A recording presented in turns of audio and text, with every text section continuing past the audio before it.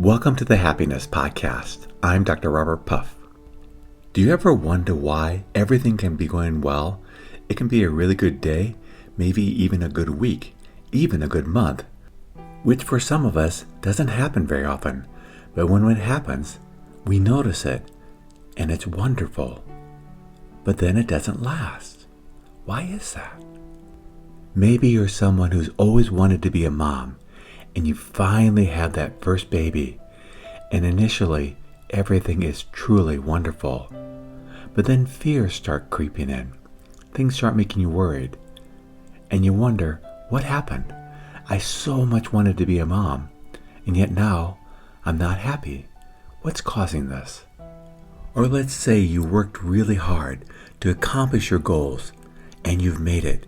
You now live in a beautiful home with a lovely family, and there's not too many worries about finances anymore because you have a good stream of income coming in.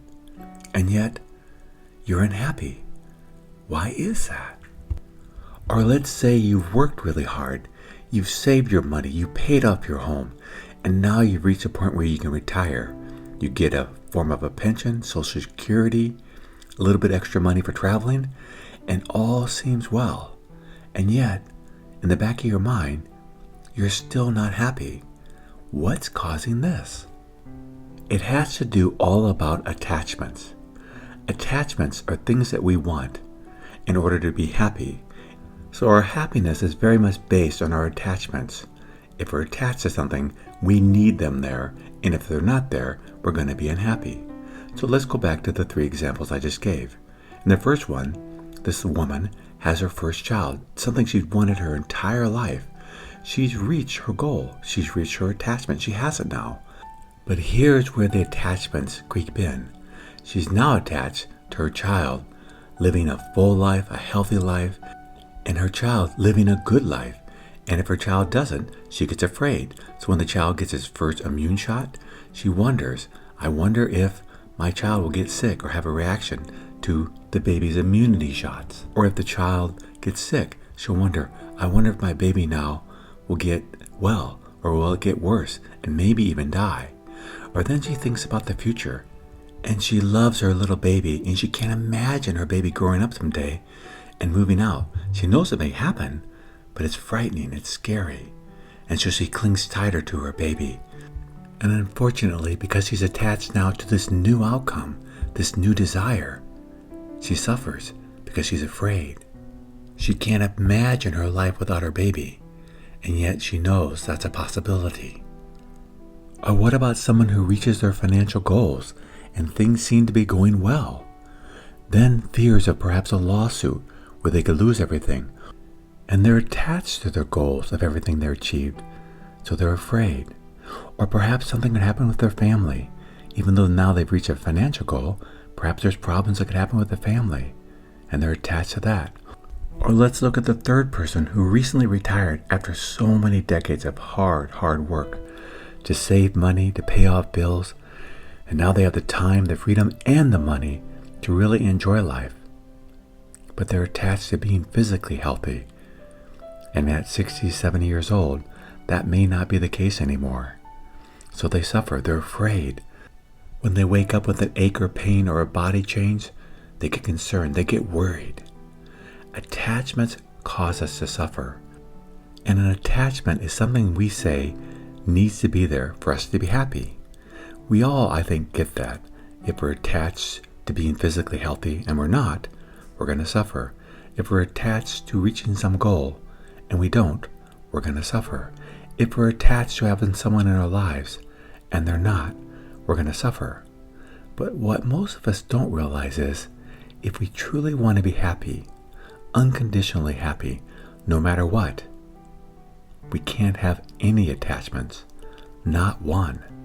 And that's where it gets very challenging, because though we realize that attachments can be unhealthy, what we do is when things are going well, or when we have all our attachments gotten rid of but 1 or maybe 2, we say, yes, but not that.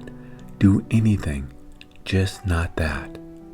That's what catches us, because if we want to be happy, there can't be any, yes, but not that. I always remember once sitting at a table while I was at a conference, and these women, there were 3 of them, they were very advanced souls.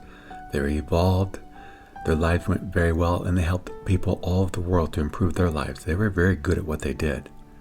But I asked them this one question, because they all had children. I said, if you lost your child, how would you be? And they all 3 answered me, I would not be well, because I'm attached to my child very much. I don't think I could ever get over it. And that may have been the only attachment these 3 women had at their core, but it still was an attachment, and it caused suffering. And so that's why we can't hang on to anything. It doesn't mean that we don't love.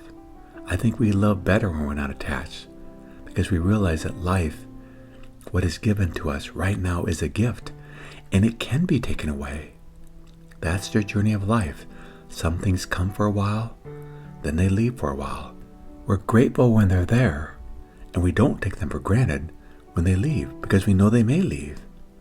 But when we're attached, saying, I can't live without fill in the blank, I need this to happen for me to be happy, even if it's just one last thing, then we're going to be unhappy.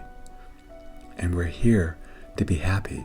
So if we truly want to be happy, no matter what, we can't have any attachments. Not attachments to being healthy, meaning I have to be healthy in order to be happy. Not attachment to successes or to things that we have achieved, meaning if I lose this achievement, I can still be happy. Not attachments to security, like our house, meaning that if I lose this house, I can still be happy. Not attachment to people that we love, meaning that if I lose this person that I love, I can still be happy. It's that non-attachment that causes us, that creates happiness. But when we're attached, even to one last thing, yes, but not this, then we suffer. And as long as we hang on to one last thing, we will suffer, no matter how well things are going, because the threat's always there. Life promises one thing, and that is life changes, and we don't know which way it's going to change. But if we don't hang tightly onto anything, and instead do this thing, we say, I would prefer to be healthy. I would prefer to meet my soulmate and live happily ever after and die at the same time. I would prefer to reach retirement and be able to travel and do it for 20 years with good health, instead of saying I have to.